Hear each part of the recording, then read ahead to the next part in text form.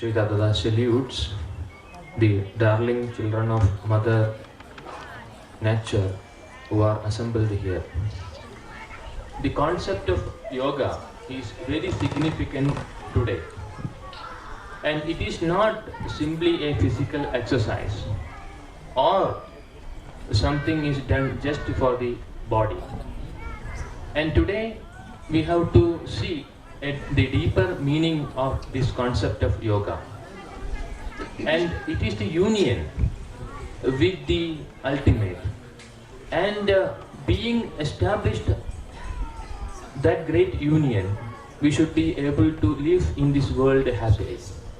And this is the deeper meaning of yoga required during this period in the modern times.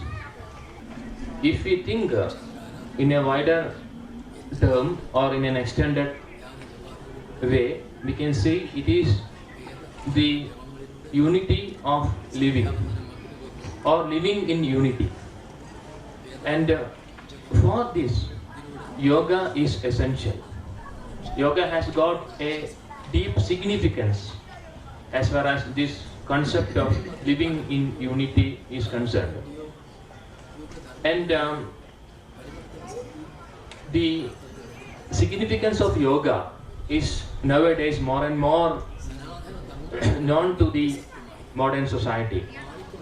Still, the real significance of yoga is yet to be known. And of course, even in the past, only a few able to understand the highest implication of the yoga. And today, in the modern world, we can greatly understand the real meaning and scope of yoga. And here we find a unity. A yoga is happening here.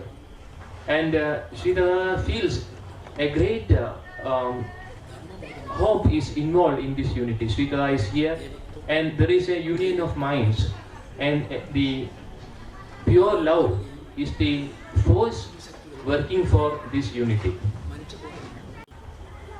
Yoga is a gift from the tradition of ancient rishis. And just before, we have recited a Vedic mantra which is known as the Aigamatya Sukta. And it is a great mantra for unity.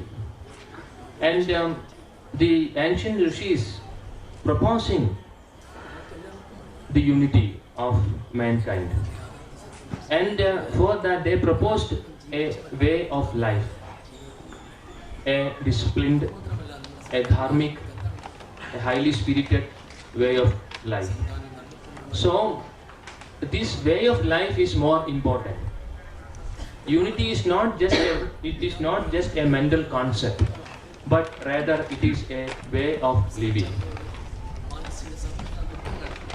So thousands of years back, Rishis has given this grand benediction to the mankind. And we can see that great benediction in the Sukta, Aigamati Sukta, just chanted. And Rishi says to the mankind, you live with the highest principle, of cosmic truths. And you go together, you live together, you work together. May you have common intention, may you have common prayer, may you have common mantra, may your minds join together, and may you live happily together.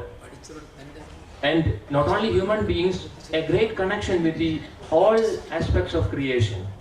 So this is the grand benediction offered by the tradition of rishis many thousands years back. And humanity is yet to be aware about this possibility, even in these modern times. In fact, we are not separate. And a great unity exists in all of us. And we are the children of Mother Nature.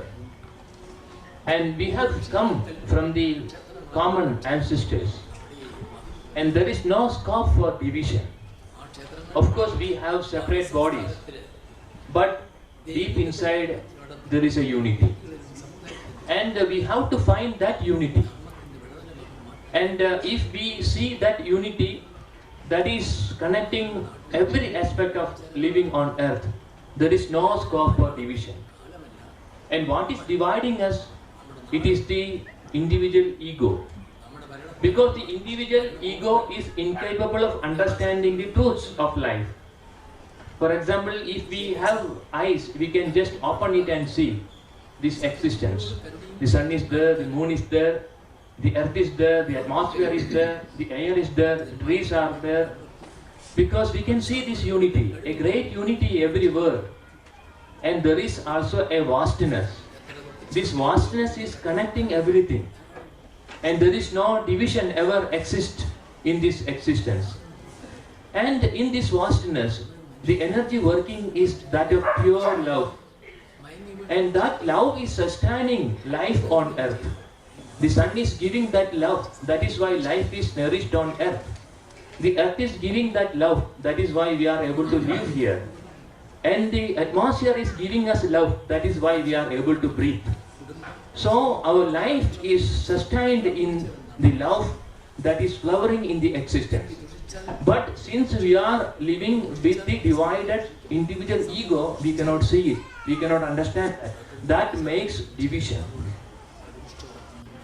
And all of us are in search of peace, happiness, joy, harmony, unity. But we cannot find it in life. Why it is not possible? This is the essential question.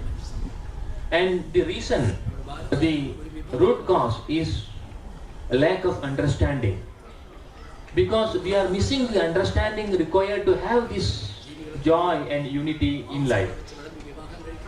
And understanding about ourselves, the self-understanding, understanding about the nature in which we are living, understanding about the parents, and understanding about the truth which is responsible for sustenance of life on earth.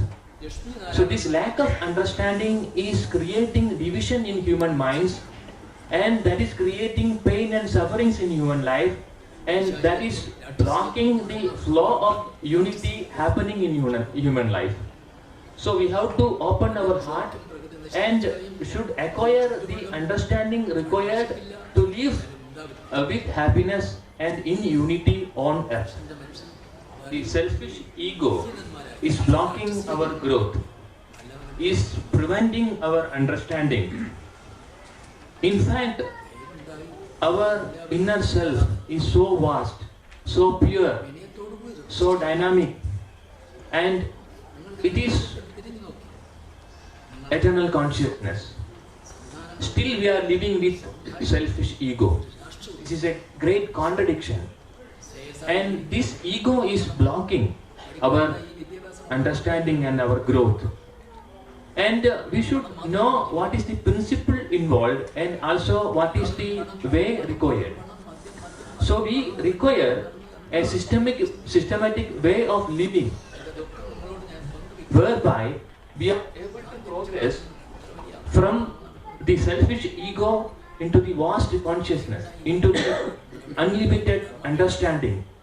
So our life should be able to provide this development of awareness, development of understanding, development of our personality. And if this is not happening, it is not easy to live harmoniously on earth, in life. Because the ego is always dividing. So it always brings problems, contradictions. So we should know how to grow out of the ego and how to develop our understanding. What is the way of life required for that? Essentially speaking, we can see today our life has got many defects, shortcomings. And we should be aware about these shortcomings and limitation of today's life. And should also be ready to go beyond these shortcomings and limitations of today's life. So we require understanding as well as a systematic way of living to go ahead. Seed of divinity is present in all of us, and but in the thick cover, shield of ego. As far as this cover exists, it is difficult to find the inner divinity. And we have to break this shield of ego that is limiting our connection with the inner divinity. And what is the way to break this cover of ego and able to find the inner divinity? For that we have to bring the ray of light, the ray of grace into our ego, into the shield. So, when we put a hard, maybe a crystal of salt in a water, it gets diluted, finally disappears. In same way, when this flow of grace comes to the ego, so ego gets diluted, it becomes transparent. And we can see the inner divinity is gradually awakening. It is making its petals open, and finally it becomes a great presence in us. So this is the way to find unity in life. Unless and until we are able to find this inner divinity and also able to make it grow, we cannot find real harmony, peace, happiness, unity in life. So with the ego we will fight. There is no doubt about that. We will fight first towards ourselves, then to the nature, then to the fellow beings. Because ego always like to live in conflict, in fighting, in aggression, in exploitation. Only our inner divinity will be able to contribute this great spirit of oneness, happiness and unity into human life. Hence, we are not an egoistic mind living in a body, but a divinity living in a great mechanism, the mechanism of body and mind. And we have to find this inner divinity and make it grow and have its benedictions in our day-to-day life. And for that we require a systematic way of living. A life is important. And when we think about the way of living, there comes the importance of yoga. And we have to understand the basic fundamental realities of our life. Because the first reality is, the most important reality is our body. Because body is the first. And we have to culture this body. What is required for the body?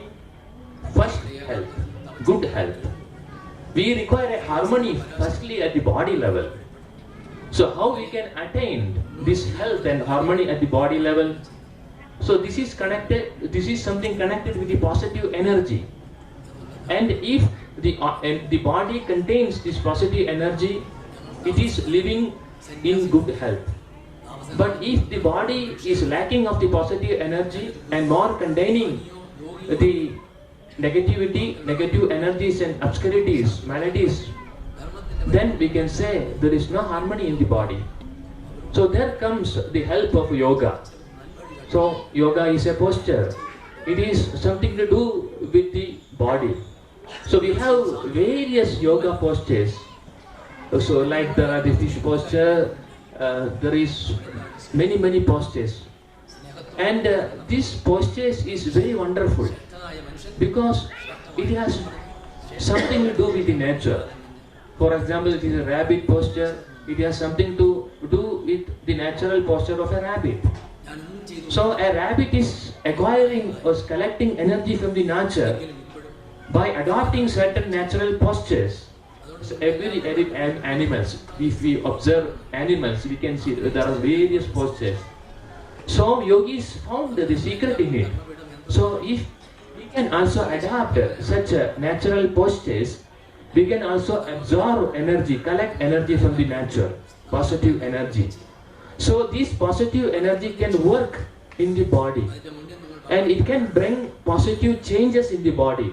harmonize the energies of the body, remove the defects of the body.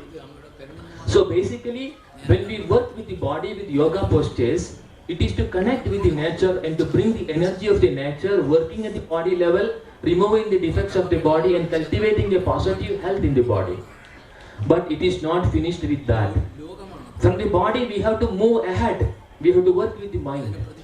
So then when we think more about the yoga, then yoga becomes a culturing of the mind. It is working with the mind.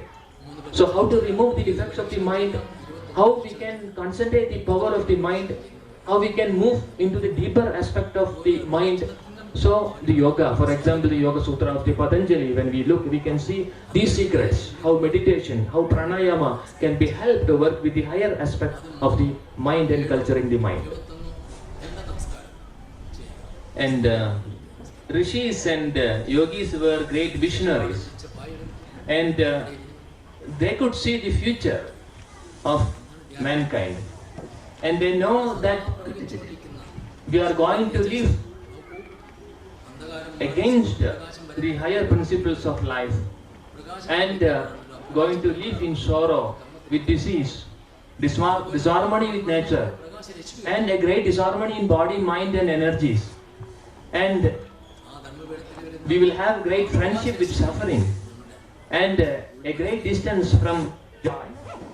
So this is going to happen in mankind, into mankind. Seeing these compassionate hearts of great rishis and yogis gifted us with this great path of yoga and meditation. And they asked us to adopt the postures of animals. Why? Because animals are also living in this nature, but they are not going to the yoga schools. There is no yoga instructor for a cat or a rabbit or an animal. But today all around the world we have many yoga schools, thousands of yoga instructors, yoga teachers. It is increasing everywhere. Why? Because for animals and for other like creatures in the nature, this is not required, because they are leading a very natural life. So mother existence, mother nature is working directly in them. So they need not go to the yoga school. They can quite live naturally. That is enough. The energy is automatically, naturally coming to them. But as human beings are concerned, this is little bit different. So at the human plane, it is not the direct work of the nature, because we have a mind. So mind is a help and also an obstacle. So it can take us away from the nature, away from the principle of life, and it can also help us to live in accordance with the higher principle of living, because mind is a friend and is also a foe. If we understand rightly, we can use the mind rightly and we can live rightly. So if you misuse the power of the mind, of course we can live very in suffering also. So here what happened? Our life has been deviated from the principle of right living. And when our life is deviated from the natural principles of life, what will happen? Our energies will go away from us. So there will be diseased body, and there will be stress and strain in the mind, tension in the mind, no happiness, no harmony, no connection, no understanding. So life becomes a suffering. So when life becomes a suffering, we require a reconnection. So these yoga techniques, whether it is working with the body or with the prana or with the mind, this is for a reconnection, because we have deviated from the right principles of life required at the human level. What is the difference between man and animal? And we can see that animals is leading a very natural life, because they don't bother about much things. For example, to work in an office or to collect money, confused about the future. No, they are simply living. And the energy of the nature is directly working in animals and plants, etc. And at the human plane, at the human level, and it is said that man is the noblest in creation, the darling children of mother existence. It is a higher life. Why? Because we have this higher mental faculty in us, the mind, that is more important at the human level. And what is the highest quality of this human mind? It is discernment. In Sanskrit we call it viveka.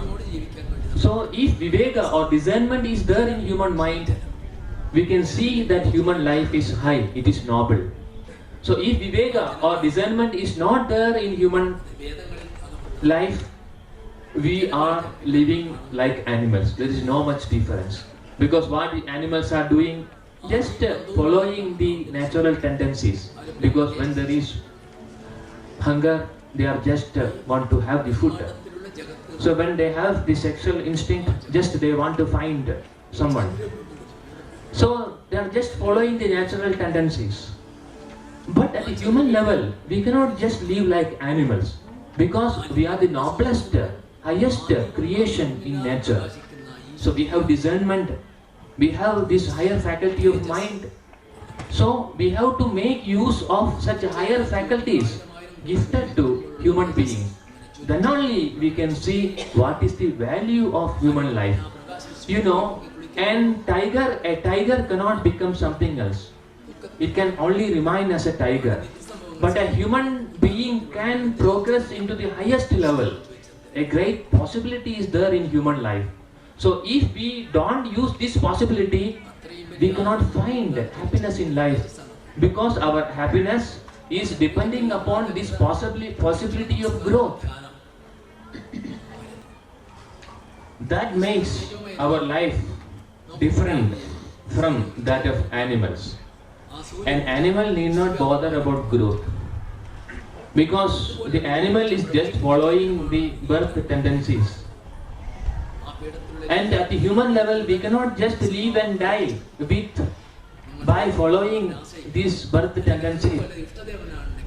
We require growth, we require progress, we require elevation. And we can categorize this process of growth into various stages to have better understanding for our mind. So we have the bottom stage, that we are living like animals, just following the natural tendencies. Then next stage is the human stage, because first the human animal stage, because we have the human body, but the mind is working still with the following the life tendencies, birth tendencies like animals. Animal stage. Then human stage. Now we are developing our discernment, viveka, and understanding the higher scope and value of life. It is a growth from one stage into the higher stage, into the human stage. Then noble human stage. Then we are living with more energy, positive energy, more vision, more consciousness. And finally, the final stage, the divinized man, the divine human being. So we have to grow from the bottom stage and attaining the final stage, that is divinized human life, divinized consciousness, divinized life. So this is how we have to progress step by stage. And to have this stage, we have to follow certain way of living. Because in the beginning we are living just following the natural tendencies. So to have the growth, we require some tools. So yoga is a great tool. And likewise we have many tools. Tantra is a tool. Meditation is a tool. Prayer is a tool. So if we understand why these tools, why yoga, we think we have some disease. So yoga can help us to heal my body. So we are limiting the scope of yoga. It is only a healing technique. Yoga is not a healing technique. Yoga is to accomplish this process of growth from one stage to other stage, then to the higher stage, until we reach the final stage. So if we rightly understand yoga, we can see how we are progressing through yoga. So if you understand yoga only as a technique of healing, this progress will not take place. So we are starting yoga and we are dying in yoga, we are in physical postures alone. So think about progress and tools required for progress. Then we have natural liking. Somebody is liking yoga, he can follow the path of yoga for progress. Somebody is liking meditation, he can follow the process of meditation. So because we have different tastes, we can have different various methods of progress. So we have to make use of these tools for progress. Hence we can see that this process, an animal man is becoming a divine man. So this is the process, and there are various stages of progress and the tools required for this progress. And in this process of progress, what is actually happening? Because something is growing in us. Our freedom is growing, our happiness is growing, but essentially speaking, actually what is growing? The divine love in us is growing. And at the final stage, we can see that this divine love has become a great flowering in us. So then we see that the whole world contains divine love. So our inner self is nothing but the divine love. And we can see the essence of the whole creation is divine love. And everything is waves in this ocean of divine love. So this is the realization. Then whatever we do, it is just an expression of our inner love. Then there is unity, then there is happiness, then everywhere we can see flowering of this divine connection. And that is why we have to think about this progress, stage by stage progress. And the first stage of all genuine process of progress is purification, cleansing. Cleansing of body, cleansing of energies, and cleansing of the stuff what we call the mind. And we required the understanding, the life tools, attitudes to have this process of cleansing a success in us. So yoga is very good, meditation is very good, but we should also follow certain principles in life. And also we should have the correct way of living. For example, our habit of eating, the diet. So that is why all yogis, rishis recommended vegetarian diet for the right progress. So maybe when we progress in our yoga, in our meditation, we can see that now we have to change the habit of eating. We are adopting a more non-violent way of eating, the vegetarianism. So likewise, this process of purification is greatly involved also in the habit of our eating and many other things. We require principles of living. And finally, we are flowering as divine consciousness on earth. Then we are connected with the divine light, with the divine love, with the divine vastness.